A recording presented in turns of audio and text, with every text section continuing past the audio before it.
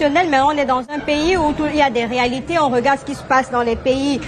Tout à l'heure, on a parlé du Burkina Faso. Au Mali, est-ce qu'il y a des problèmes de sécurité sociale, de conventions collectives, d'assurance maladie, etc.?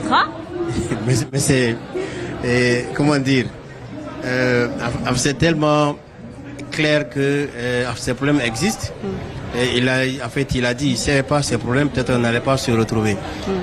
Si on prend au niveau de la fonction publique, au niveau de la fonction publique malienne, ceux qui sont, les travailleurs sont assurés au niveau de la fonction publique.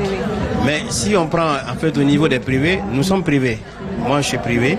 Donc, pour avoir cette assurance, les assurances maladie en fait obligatoires, en fait, tous les opérateurs économiques ou tous les entrepreneurs, tous les patrons ne sont pas en mesure d'inscrire les travailleurs en fait, à la Caisse nationale de prévoyance. Donc maintenant, en fait, les différents syndicats qui existent.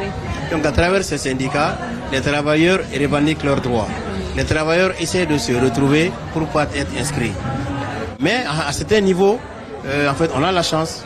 Par exemple, moi, là où je travaille, nous avons la chance, depuis le début, nous sommes inscrits. Depuis le début, nous avons 5 ans.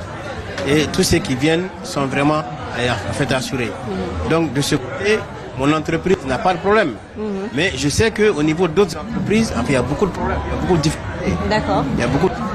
D'accord. Elisabeth, qu'est-ce que vous rencontrez comme difficulté sur le terrain avec les travailleurs?